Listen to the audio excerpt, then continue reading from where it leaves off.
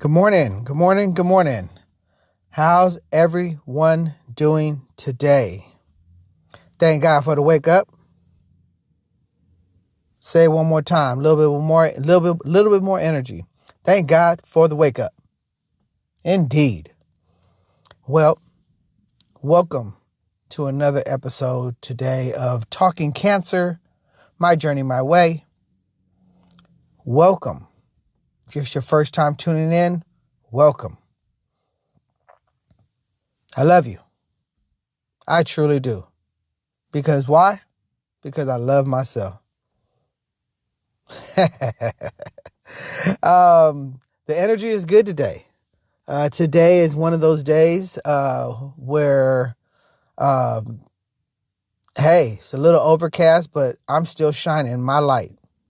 Indeed. And we have to do that. You know,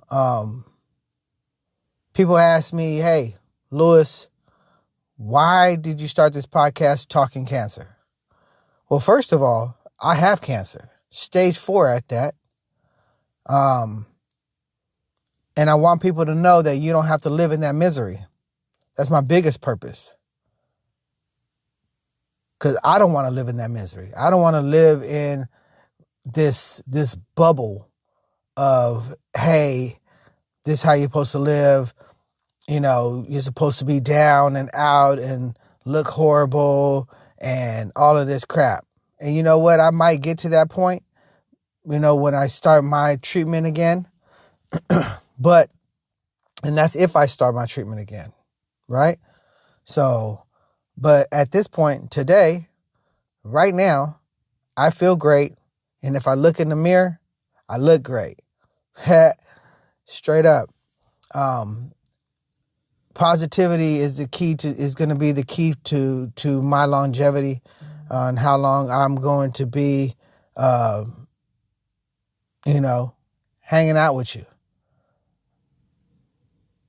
Stage 3 colorectal cancer was my original diagnosis. Had that for about 8 months. Beat it for about a year. And now it's back. Stage 4 metastasized to my liver. Hey, it is what it is. Sometimes you got to deal the cards you're dealt and have a damn good poker face. You know what I mean? But guess what? Today, I go in for my second opinion. This should be interesting. I'm very optimistic. I believe. But then I started thinking the other day, I was like, well, they ain't going to do nothing but tell me a little different treatment. Like, I want to know where the cancer at right now. Like, you know, I've been doing a lot of shit to try to reduce the size of this cancer on my own. Holistically, they would, you know, more than likely, by the time I start treatment, or if I start treatment, kind of sounds like I'm leaning towards it, don't it? They would call this like integrative therapy, where I would do like a little bit of holistic, a little bit of that, you know, but not all oncologists are like that. Not all oncologists are receptive to integrating, or, you know, some people are just like, no, this is the way you need to go. I believe like this, boom, this is what you need to do. And that's kind of like the doctor that I have currently. He don't want to listen to shit. No, don't do that. Don't do that. Bad for you. Bad for you. Boom. Well, I'm sorry, doc, but, you know, no matter what you say, there's so many good things, people that have either gone into remission or completely beat this thing. through holistic health, or just doing different types of therapy, sound therapy, fasting, you name it. It's very, very, it has its pros and it has its cons. You know what I mean? And everything ain't for everybody. And I think I've touched on this before, and like it's a trip. Like everything you do is like, don't do this, consult your doctor. Don't do this, consult your doctor. You know what? If I had to consult my doctor for every time I got behind the wheel of my car, I have hospital bills and co-pays up the ass. I wouldn't make it out the house.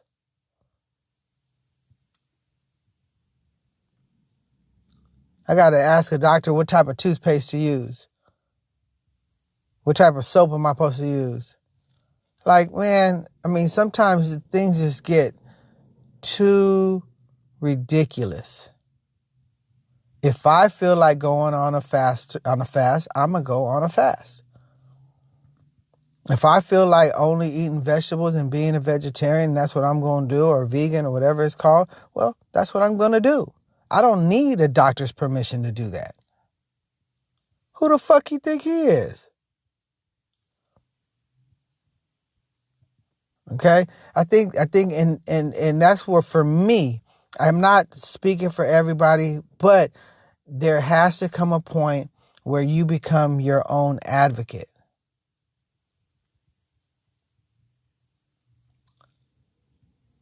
Let the doctor know if you're comfortable with something or not. Because believe me, there's a doctor out there that will be. So, I have my appointment today. What's going to happen? I don't know. Like I said,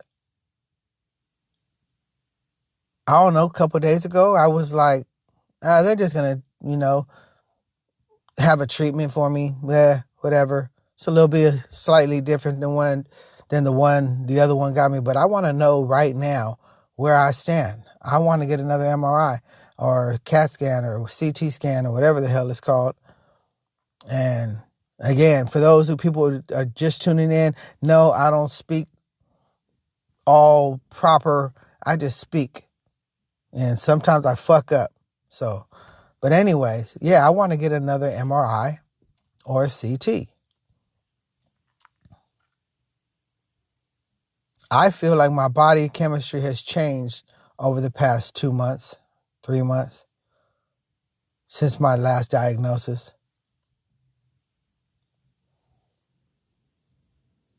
And I'm working hard to maintain this. I'm working hard to eat the right foods. I'm working hard to.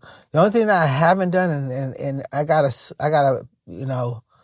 is get my workout on. I walk every day, but I mean, like, really truly get my workout on, because I need a part of working out will help ease up some of the swelling on my lymph nodes. Now, I feel personally, with the help of my acupuncturist, and them getting my digestion right, I feel like my body chemistry has changed just naturally, because I've always had like a high metabolism anyway. I've always been a little skinny dude, but, over time I started getting bigger. And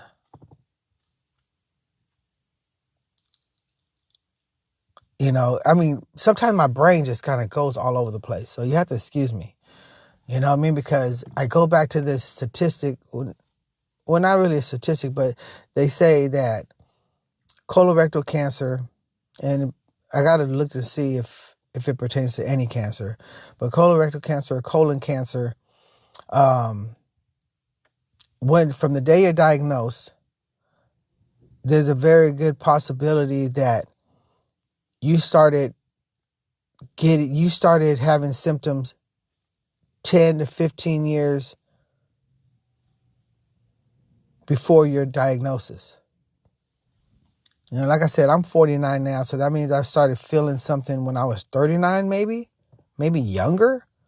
You know, and if I sit here and really, really, really think about it, like, and I think about my life and the change in my body, because like I said, I've always been a small person, you know, right around 35, 34, if I'm not mistaken, I actually started gaining weight. And where did I gain my weight at? I gained it in my stomach, all belly. And so I sit here and wonder now, because I used to think it was just, oh, I have a beer belly. But what if it wasn't a beer belly?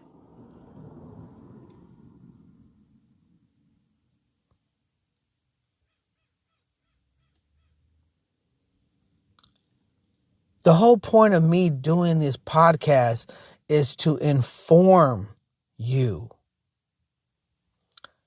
The whole point of me doing this podcast is to inform you. Listen to your body.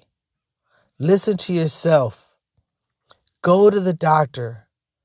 If you have cancer running in your family, start having them test for markers and things like that. It's imperative to catch whatever you need to catch early.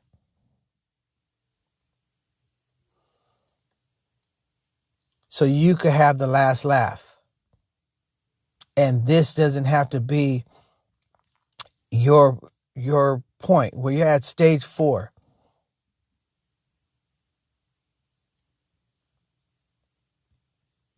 It's my duty to inform you.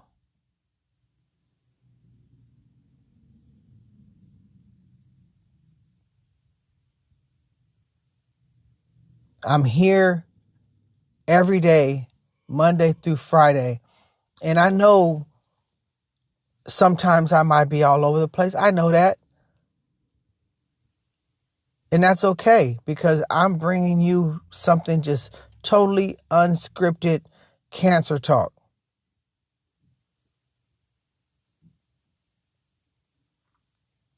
And for those that know about cancer,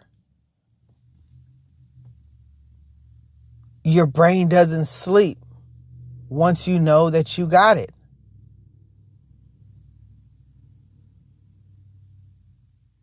Everything you do in your day revolves around this shit. You know, my wife asks me all the time, and then don't get me wrong, I want to, you know, and I'm trying to figure out a way to do it or whatever. But, you know, the past 3 years have been crazy. You know, we're stuck with bills all over the place, you know what I mean? And I'm trying to do the best I can to enjoy my family and the kids and all of that. And, you know, trying to do more things or whatever, but like financially, you know what I'm saying? It is what it is. So how can I do these things if and I'm trying to find a way, like, I'm just trying to do things. But it always comes back to cancer. Everything comes back to cancer. Somebody asks me how I'm doing, comes back to cancer. Like I said, I'm not living in negativity. I'm living in reality, because that's what it is. You know what I mean? And I gotta face the bull. It's like I'm in the arena, me and the bull, let's tango. Olay, motherfucker. That's where I'm at. Trust me, I'm in a good place. I'm not depressed. I'm not any of that. So let's throw those cards off the table for me. I can't say that's the same thing for you, but I'm not depressed. Yeah, I got cancer. Okay. Now what am I going to do about it? Well, right now I choose to talk and inform you about my day-to-day struggles. And if I have something informative to give you, then I will. My sister actually just shared with me the other day, yesterday as a matter of fact, about Ananda Lewis. I don't know if anybody remember her. She's used to be on MTV. She was one of like the VJs. I want to say she was on 106 in Park or something like that, but don't quote me. But yeah, she was one of the VJs. She's ex-model, I believe, TV host and all this stuff like that. But Ananda Lewis just announced that she's been battling stage 3 breast cancer for the past couple years.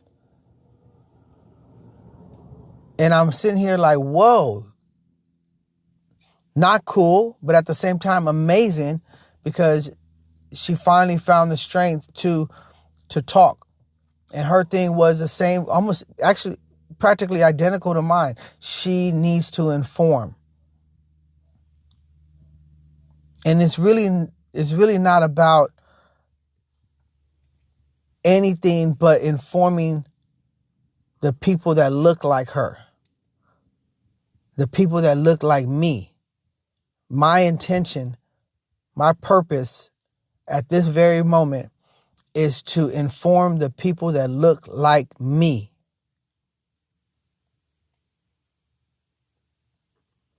That grew up in poverty just like me. That have been uninformed just like me. That have grown up in a generation where we don't speak about things. We just continue living until it takes us out. Whatever it is.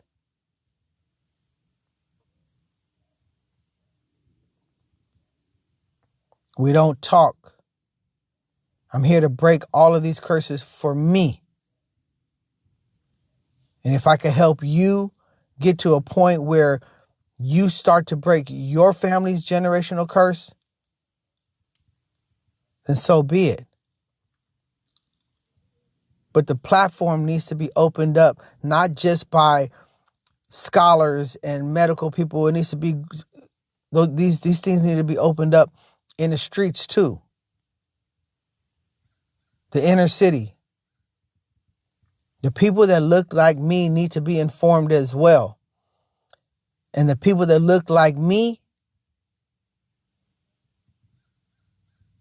can only relate to people that look like me. Most of the time, you get somebody from the inner city that talks in English, but it's a foreign language. They don't understand unless they're educated. But there's different ways of educating. I'll get across to some people, and I won't. But as long as I did my duty to inform you, I feel accomplished.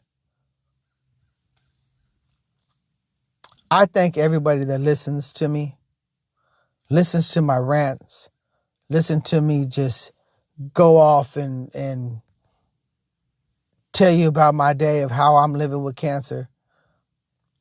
But it is what it is. And I'm going to continue to fight, and I'm going to continue to build and grow and, put myself in a situation where I'm able to enjoy my family a little bit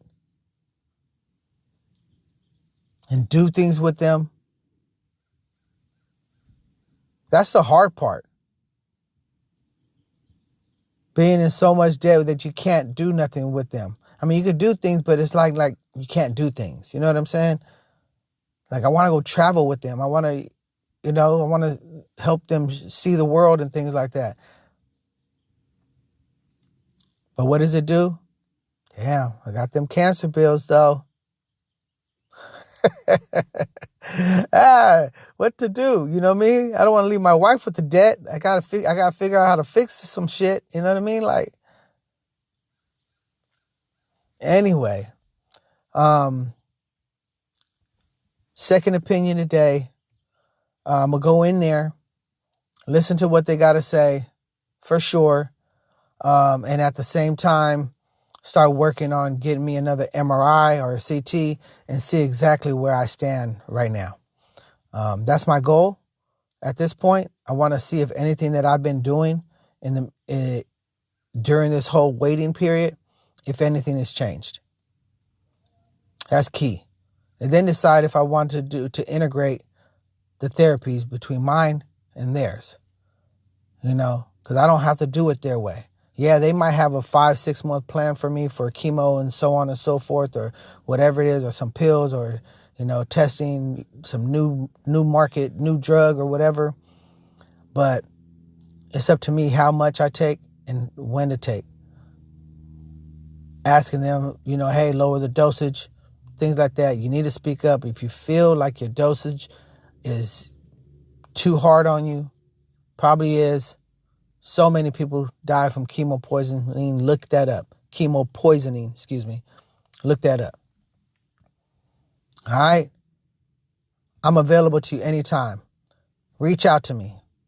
I love to talk. Obviously, I'd like to just go on, especially about cancer, because it is what it is. It's therapeutic for me. Reach out to me. Cancer, My Journey, My Way at gmail.com. Cancer, My Journey, My Way at gmail.com. If you want to just talk, we're cool. You want to be on the show, let's do it. Other than that, I'm out of here. I'll let you know tomorrow how my appointment went. All right? Sound good? Shit. It's a great day for some reason. I don't know why, but I feel great today. I feel like amazing. So, anyways, I love you guys. That's me in a nutshell. Talking to you. Stage 4 guy. Boom. Peace. 1.